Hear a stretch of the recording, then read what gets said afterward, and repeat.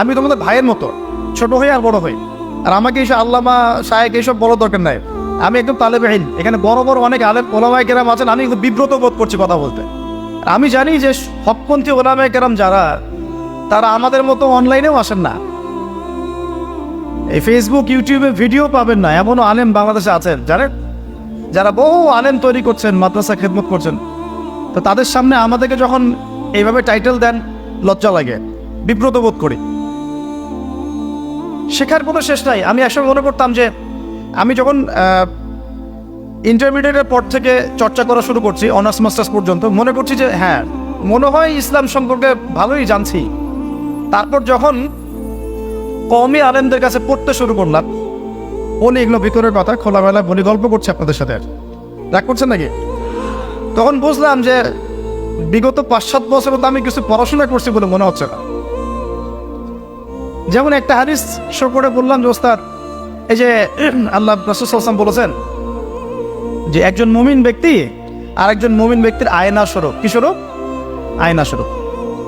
তো আমি যদি অনলাইনে কোনো ভাইয়ের ভুল ধরিয়ে দেই সমালোচনার মাধ্যমে, তাহলে কি আমি হাদিসের উপর আমল করলাম না?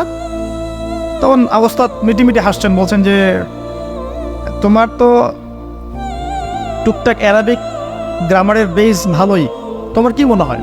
তাই বললাম যে আমার কাছে তো এটাই মনে হচ্ছে যে আমি যদি সমালোচনা করি, আমি তো এই আমর বিল মারুফ নাহি আনিল মুনকারের কাজই করলাম। তিনি বলছেন আসলে এই হাদিসের ব্যাখ্যা এমন নয়। কেমন ব্যাখ্যা? তুমি কি খেয়াল করো নাই? আমাকে বলছে তুমি কি খেয়াল করো নাই, তুমি যখন আয়নার সামনে গিয়ে দাঁড়াও, তখন আয়না কিন্তু তোমার সাথে কথা বলে না। আয়না নীরব থাকে, স্থির থাকে, কিন্তু তোমার দোষ ত্রুটি কোথায় আয়না কিন্তু দেখিয়ে দেয়। মনে করেন, বোঝাচ্ছে, মনে করেন আপনার গাল কেটে গেছে, আপনি আয়নার সামনে দাঁড়িয়েছেন, আয়না কিন্তু আপনাকে বলে দিবে না এই যে তোমার গাল কাটা, এই ছেলে তোমার গাল কাটা, হ্যাঁ এই মেয়ে, এই ছেলে তোমার এই সমস্যা ওই সমস্যা, বলবে? চুপচাপ থাকবে। আয়না দেখিয়ে দিবে আপনার ভুলটা কোথায়। তো তিনি আমাকে হাদিসের ব্যাখ্যা শেখাচ্ছেন, বলছেন যে একজন মুমিন ভাই যদি কোনো ভুলের উপর থাকে, তুমি সঠিকটা আমল করে ওর সামনে দাঁড়িয়ে দেখিয়ে দিবে যেটা সঠিক। তো বুঝলাম, যতদিন যাচ্ছে আমি বুঝতে পারছি যে আসলে এই জ্ঞানের সমুদ্র যে কত গভীর, 100 বছর হায়াত দিলেও মনে হয় শেষ করতে পারবে না। তো প্রিয় যুব ভাইরা, নসিহত করছি, সেটা হচ্ছে যে দিনের জ্ঞান অর্জন করতে হবে। জ্ঞান অর্জনের কোনো বিকল্প নাই।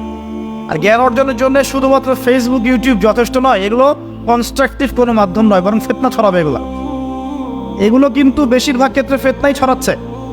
আপনার কাছে মনে হচ্ছে হয়তো যে অনেক কিছু লাইভ হচ্ছে, আমরা পাচ্ছি, হ্যাঁ অনলাইনের মাধ্যমে জানছি, হ্যাঁ ঠিক আছে, স্বীকার করি ভালো আছে, কিন্তু মন্দটা অনেক বেশি। এর মধ্য দিয়ে আলেমে বিভক্তি হয়ে গেছে। এর মধ্য দিয়ে একে অপরের সাথে আমাদের সম্পর্ক নষ্ট হয়ে যাচ্ছে। গীবত, তহমত, সমালোচনা, কাদা ছড়াছড়ি সংস্কৃতি বাড়ছে, ঐক্য বিনষ্ট হচ্ছে, অনেক সমস্যা হচ্ছে। আর এগুলো কনস্ট্রাকটিভ সিলেবাস নয়। সিলেবাস আপনাকে ওলামায়ে কেরামের কাছে এসে জানতে হবে। আমি বলছি 1 নাম্বার কোরআন থাকবে। আপনাদের জেনারেলদের জন্য বলছি, কারণ আপনাদের জন্য এটা এত সহজ হবে না। মাদ্রাসা যারা পড়া শুরু করেছেন ছোটবেলা থেকে, তাদের জন্য সহজ, আপনাদের জন্য এত সহজ নয়। সিলেবাসগুলো জেনে রাখেন। কোরআন পড়তে হবে আগে, পবিত্র কোরআনের বিশুদ্ধ তেলাওয়াত শিখতেই হবে, এবং প্রত্যেক দিন চেষ্টা করবেন 1 পৃষ্ঠা 2 পৃষ্ঠা, আধা পারা 1 পারা করে তেলাওয়াত করার জন্য। তেলাওয়াতের কোনো বিকল্প নাই, প্রত্যেক হরফে 10 নেকি পাবেন ইনশাআল্লাহ। এরপরে এর ভাষা আছে, কোরআনিক গ্রামার আছে, নাহু সরফের অনেক বই আছে, এগুলো পড়তে হবে। আর এই বইগুলো আপনি একা পড়তে পারবেন না। এই বইগুলো পড়তে হলে ওস্তাদ লাগবেই। এক একটা বই 2 বছর করে পড়তে হইতে পারে, পড়তে হবে। যদি আপনি কোরআন জানতে চান, বুঝতে চান, পড়তে হবেই। আর যদি মনে করেন না আমার এত জানা বোঝার দরকার নাই, সেটা আলাদা বিষয়। তখন আপনি ওলামায়ে কেরামের কাছে গিয়ে জিজ্ঞাসা করে মাসালা নিয়ে নেবেন।